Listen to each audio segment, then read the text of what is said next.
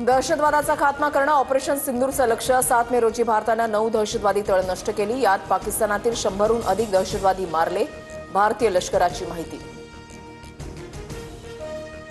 पहलगाम दहशतवादी हल्ल्याचा बदला घेतला। बहावलपूर आणि मुरिदके आमच्या निशाण्यावर होते। कसाबनं प्रशिक्षण घेतलेला तळ नष्ट करत 3 मोठ्या दहशतवाद्यांचा खात्मा। भारतीय सैन्यानं सांगितली ऑपरेशन सिंदूरची कामगिरी। पाकिस्तानला प्रत्युत्तर म्हणून कठोर कारवाई केली। पाकिस्तानी सैन्याचे 35 ते 40 सैनिक आणि अधिकारी मारले गेले।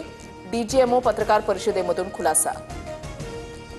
पाकिस्ताननं पुन्हा शस्त्रसंधीचं उल्लंघन केल्यास ताकदीनं उत्तर देण्याचे आदेश। कोणत्याही कारवाईसाठी आम्ही तयार। भारतीय सैन्य दलाचा पाकला इशारा। सीमा आणि नियंत्रण रेषेवर पाकिस्तानी सैन्यानं केलेल्या गोळीबारात 5 भारतीय जवान शहीद। पाककडून वारंवार शस्त्रसंधीचं उल्लंघन झालं। भारतीय लष्कराची माहिती। धडा शिकवण्यासाठी पाकच्या एअरबेसनं टार्गेट केलं। भारताकडून पाकची 11 एअरबेस उद्ध्वस्त। यात चकलाला एअरबेसचं मोठं नुकसान। भारतीय हवाई दलाची माहिती। पाकिस्तानच्या कराची बंदरावर हल्ला करण्यास सज्ज होतो। दहशतवादी हल्ल्यानंतरच अरबी समुद्रात शस्त्रास्त्र आणि युद्धनौका तैनात करत कोणत्याही कारवाईसाठी तयारी होती। भारतीय नौदलाचा मोठा खुलासा।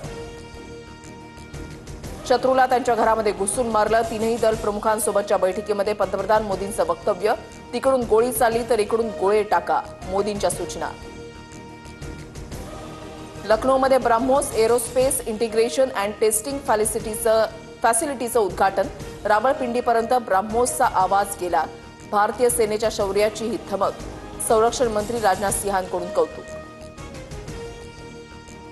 युद्धबंदी संदर्भात लष्कर प्रमुख उपेंद्र द्विवेदी यांची पश्चिम क्षेत्रामधील सैन्याच्या अधिकाऱ्यांसोबत बैठक। सीमा भागामध्ये शस्त्रसंधीचं उल्लंघन झाल्यास जशास तसं उत्तर द्या, उपेंद्र द्विवेदी यांच्या सूचना। पाकिस्तानकडून हल्ल्याच्या प्रयत्नानंतर सीमेलगतच्या भागातील परिस्थिती हळूहळू पूर्वपदावर।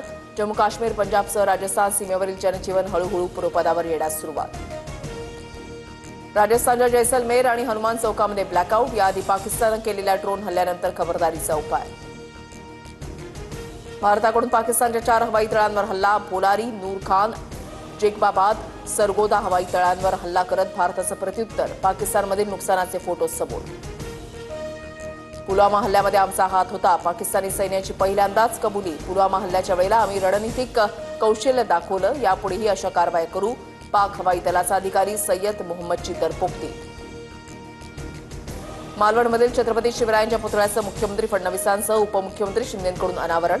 नारायण राणे, नितेश राणेंसह इतर नेते उपस्थित।